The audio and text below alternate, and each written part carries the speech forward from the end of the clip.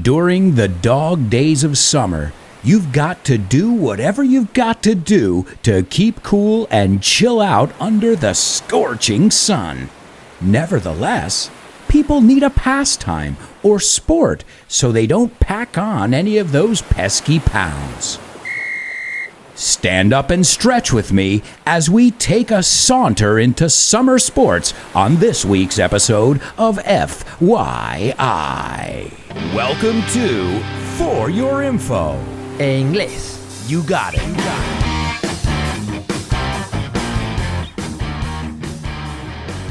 Hello, and welcome to this, another exciting edition of FYI. And I can't believe it, but this is the second to last episode of our second season. So I couldn't have done it without you. It has been an amazing 2 seasons so far, and I'm really excited about the third season coming up in September. So that said, if you haven't listened to previous episodes, now would be a great time. You have almost 60 episodes, and if you're patrons, you have 120. That's right, because you have access to bonus audio as well. So you've got tons of content to keep you busy for the next month.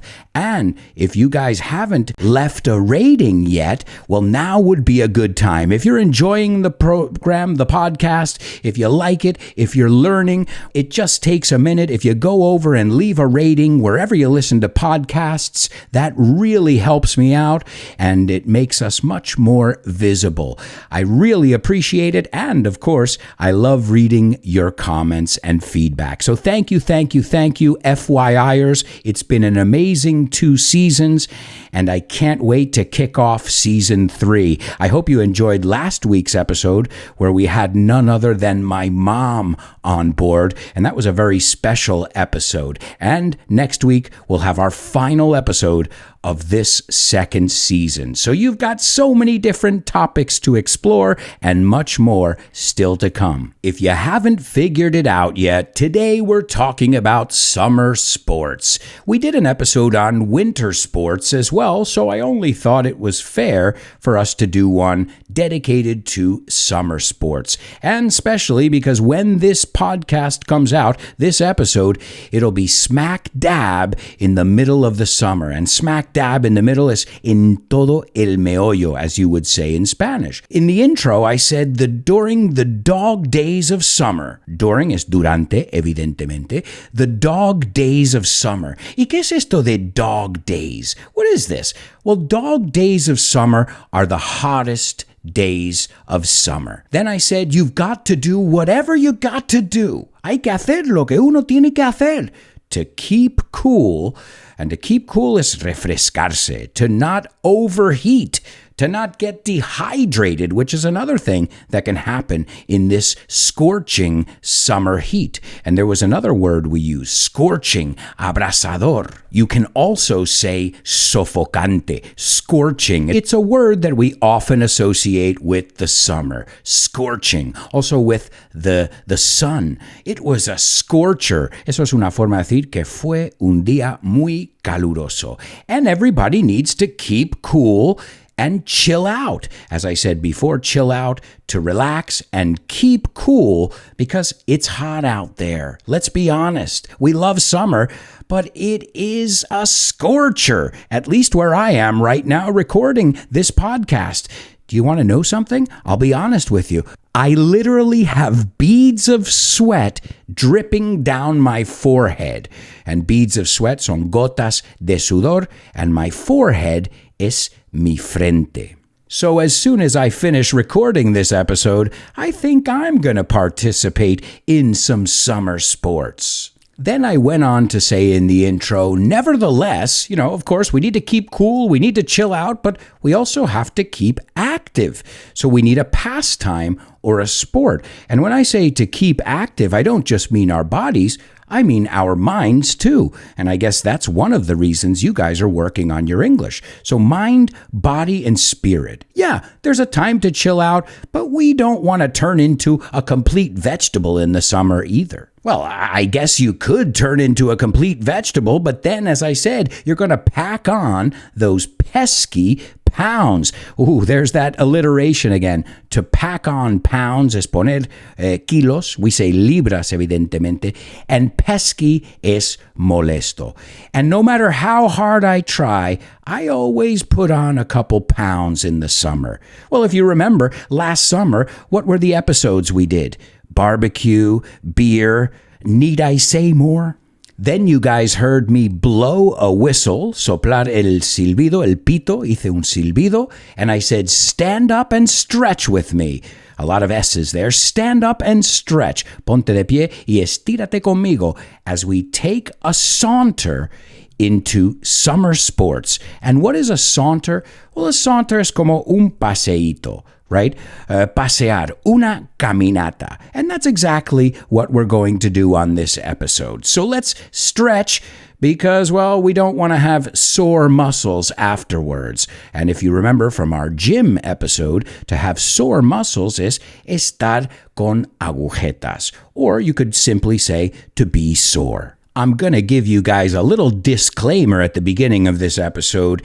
I'm not too sporty. Yeah, I'm not what you would call the athletic type. And many of you guys know I like sports. I like playing sports. I like doing activity, but I'm not the sporty type. No matter how hard I try, I've been more of a beach bum. And a beach bum es literalmente un vagabundo de playa. Alguien que está tirado en la playa todo el día. A beach bum. Yeah, well, that's because I feel like life is a beach. ¿Conocéis esta expresión?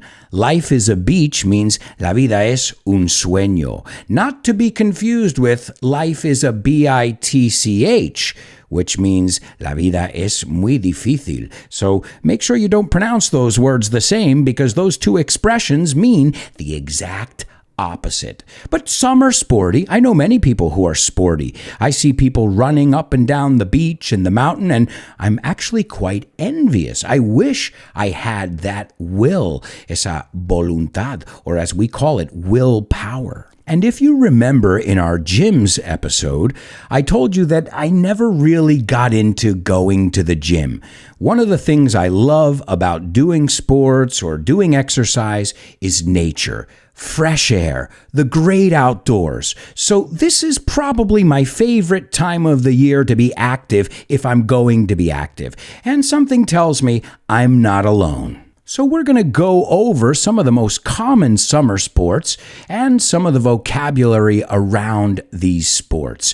And in the bonus part of today's show, we're going to look at some water sports. We'll also look at some really cool expressions that you can use for sport and in the summer. And all of that is in the bonus part of the show. Remember, every week there's a bonus episode for patrons. So if you guys are interested in getting bonus audio to accompany each episode, and PDFs and classes with me on a weekly and monthly basis, it's all happening over at patreon.com. Just go to patreon.com/Alberto Alonso and find out about our amazing community. And that said, I'd love to send a shout out to all my patrons. Thank you so much for being the most rockin' students in the world. And a special shout out to all my super duper students, Javier, Francisco, Tony, Roberto, Jose Maria, Mila, Alex, Patricio, Edgar,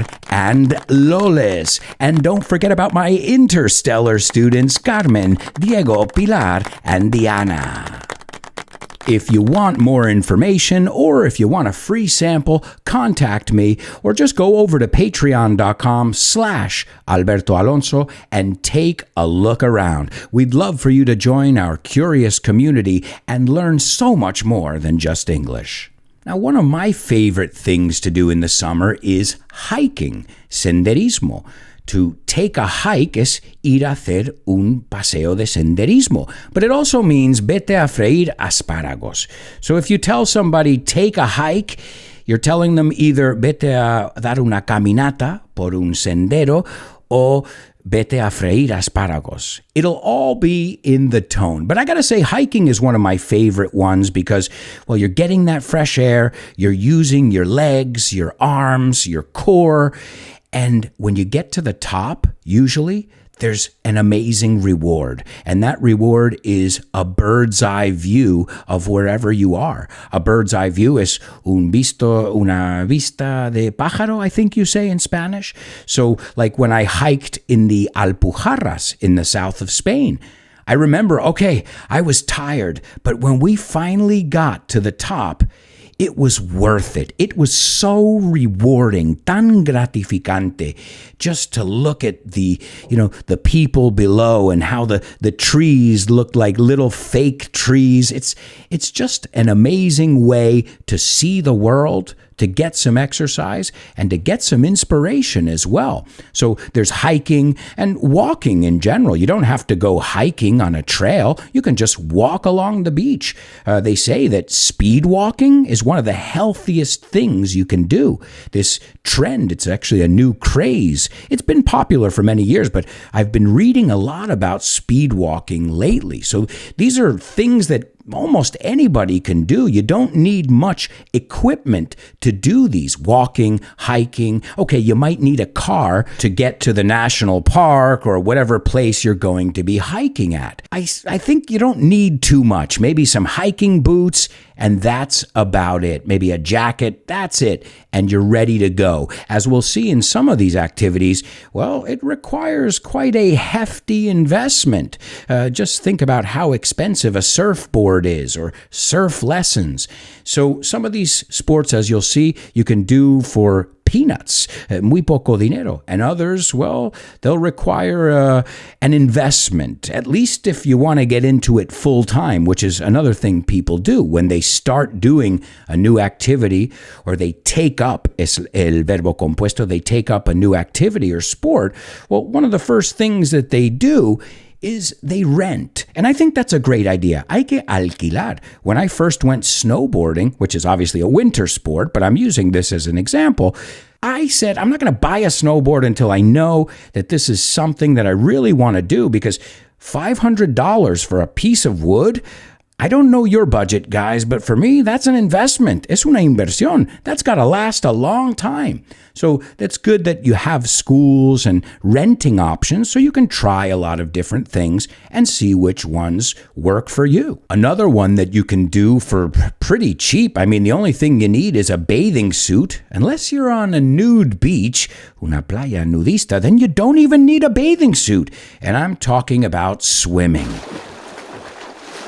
Okay, granted, you need a pool, you need a lake, you need an ocean, you need a body of water. But once you've got that, the swimming part is pretty easy. No sweat in the literal sense and in the figurative sense. No sweat es que no sudas, pero también no sweat es sin problemas. Todo bien. Now, I have to say, I'm not an expert swimmer, though. I love swimming. I enjoy swimming. I've been swimming since I was a little kid.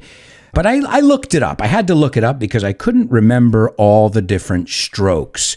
And the strokes are the different ways that you move when you're swimming. So the 5 major swimming strokes are backstroke, breaststroke. Then you have one that's very challenging, and that's the butterfly. Have you seen that one? Whew, I tried to do that for like a minute, and I'm dead. I am out of breath and about to drown, ahogarme. So the butterfly, then you've got freestyle and side strokes. So these are called strokes in English, these different forms, these different ways of swimming. And we have an expression in English that is different strokes for different folks. I think you say in Spanish, para gustos, los colores. Different strokes for different folks. And strokes aren't only used in swimming. No, they also use strokes in golf. People talk about how's your stroke. Your golf stroke is how you swing the golf club. Do I strike you guys as a golfer? ¿Te parezco uno que juega al golf? No, I don't have the look. Well, you got to think about that. Golf, aside from being a sport, a very popular sport, it's got its own look. There's a special signature to this sport. 18 holes, we call them the same, agujeros. But my favorite kind of golf is mini golf. Are you guys with me on that? I mean, okay, 18 holes. That could be a long day chasing a ball around. But mini golf? I love mini golf. Some of my earliest memories are playing mini golf. Oh, another golf that I like as well. I guess I like the less structured golf, the less involved golf. And that's a driving range. I don't know how you call this in Spanish, but a driving range is where you go and you hit golf balls. You whack them really, really hard and really, really far. And you know what? That was a really good way to vent. I remember doing it when I was in college before a big exam. A friend said to me, "Do you want to go to a driving range and we'll hit some golf balls?" And I said, "Well, I don't really like golf." He goes, No, man. Trust me. This will be great right before our big exam." So we went. We went early in the morning. We went to a driving range and we started whacking. I got a bucket of golf balls. And you want to know something? I aced the exam. Ace como as, y la palabra ace es aprobarlo fácilmente. And also ace comes from tennis, which we're going to look at in just a moment. But I have to be honest, I've never played real golf, like 18 holes at a golf club. And that's an interesting word. Un club de golf is a golf club, pero también el palo se llama a golf club. So remember this sentence. There are lots of clubs at golf clubs. Okay, it's a bad joke, but if it helps you remember it, great. But one thing that golf has been accused of, though, is being elitist. Golf is not a sport that is accessible to everyone. Well, firstly, you need a lot of space. You need grass. You need a lot of people to maintain that. You need water. So it's a lot more expensive than, let's say, hiking or swimming, which all you need is a mountain or a body of water. So some people complain that this is a sport that, people who live in underprivileged areas, well, they don't really get to enjoy it. As I said, I'm not a big fan, but I love going to the driving range, and anytime you offer me a game of mini golf, I am in. And a great expression that we have that comes from golf is it's par for the course. And it's par for the course literally means that it comes with the territory. So if you're learning English, you're going to make mistakes. Obviously, you're learning. It's par for the course. And as I said, that brings us over to tennis. We just looked at the word ace, which comes from tennis. Do you guys play tennis? You want to play doubles? The good thing about tennis, or one of the many good things about tennis, is that you can play tennis all year round. Todo el año. You can play tennis in spring, you can play it in the summer, you can play it in the winter, and you can play it in the fall. It doesn't matter. But I imagine playing tennis in the summer is better because, well, you're working on your tan, right? Trabajando ese bronceado, so you look good. And obviously, there are many, many sports that have come from tennis, such as paddle tennis, which is very, very popular now in Spain. You've got ping pong. I mean, who doesn't like a good game of ping pong? Well, I consider it like a mini tennis, almost a harder tennis. Because have you seen, if you get some really good ping pong players, you can't keep your eye on the ball. So they're all related in some way. They both use two different courts. Court es cancha. In fact, we can get another expression from there. The ball is in your court. El balón o la pelota está en tu tejado, which comes from tennis. And the expression I gave you before, to ace a test, is to do something easily. Well, what happens when you hit an ace in tennis? It goes in and the other person can't even hit it. So you got that point easily. It makes sense. And if a person is an ace, es un as, es un crack, como decís vosotros en español. So tennis, the ever popular sport of tennis. Yeah, you need courts, you need rackets, but I think it's accessible to almost everybody. And all you need is a racket, as I said before. The word racket, though, is a very funny word because racket also means noise.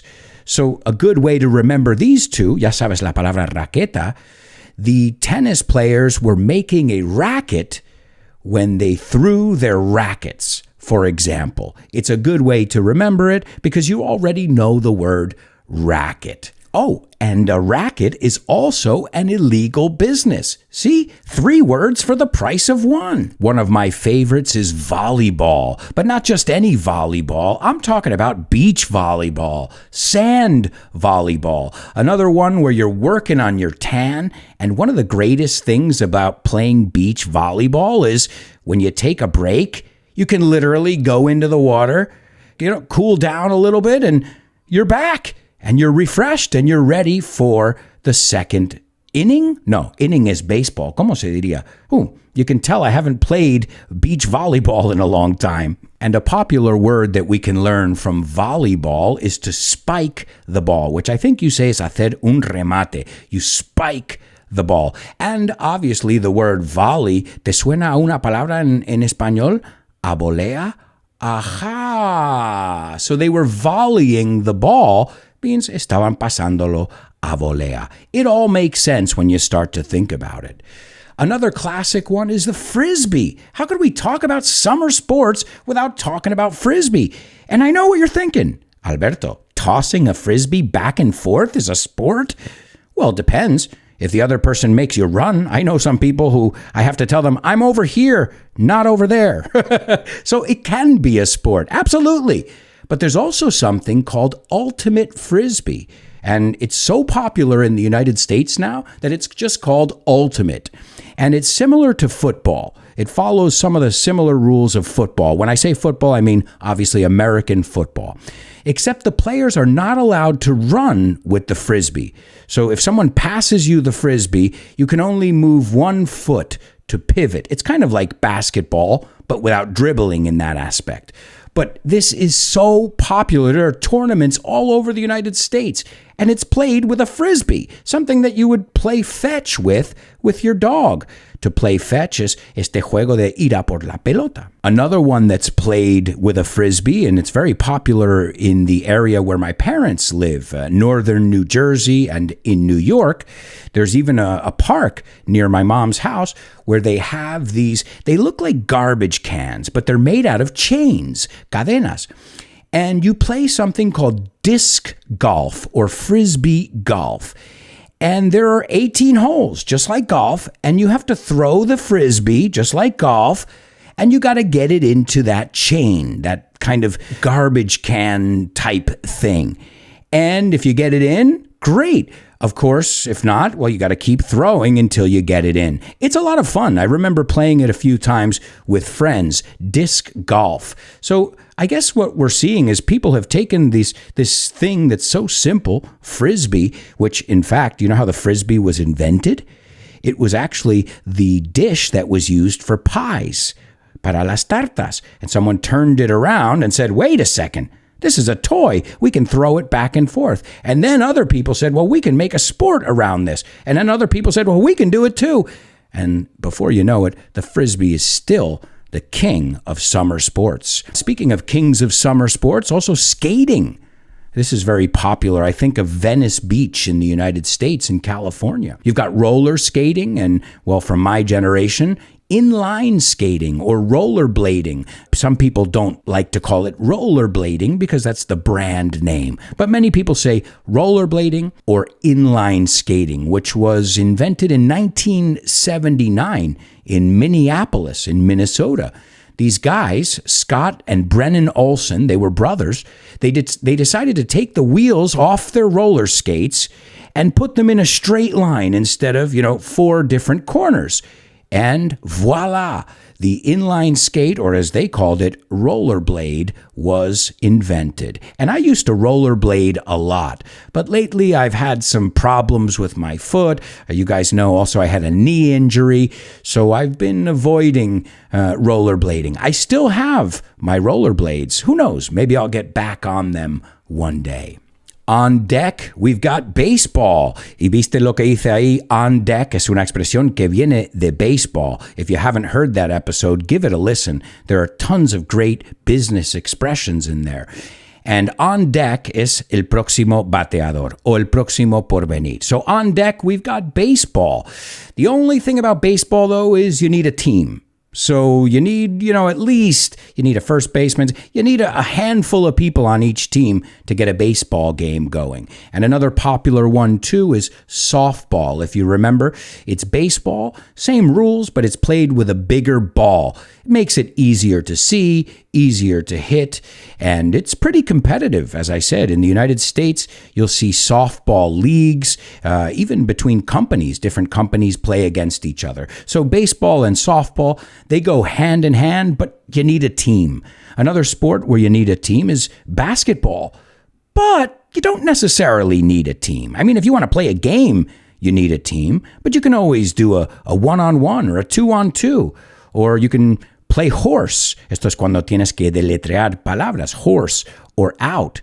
Lo que decimos is to shoot hoops, ¿no? Echar una pachanga would be to shoot hoops. So that's another way to keep yourself in shape, to work on that tan, and you don't need too many people, like in the case of baseball or softball or soccer. There's another one, soccer as well. Oh, and I can't talk about baseball without mentioning kickball. And what is kickball? It's baseball played with a bouncy ball, and instead of hitting the ball with a bat, you kick it. This is a classic American game.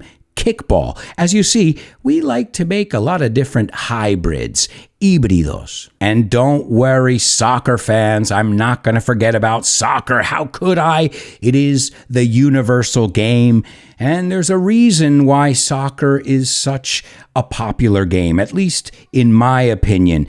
And I think it's because you don't need too much. I mean, you got to make goalposts, but you can use a shirt or a shoe. And if you don't have a ball, you can roll up a couple pairs of socks and kick around that. And if you've seen it in Latin America, in some poorer areas, that's how people play soccer. So this is kind of a game that doesn't exclude anyone, because really all you need is a ball. But there are people who haven't let that hinder them either. And to hinder es frenar o parar. So as you can see, you have so many options. We didn't even talk about water sports yet. We're going to talk about water sports in the bonus part of the show.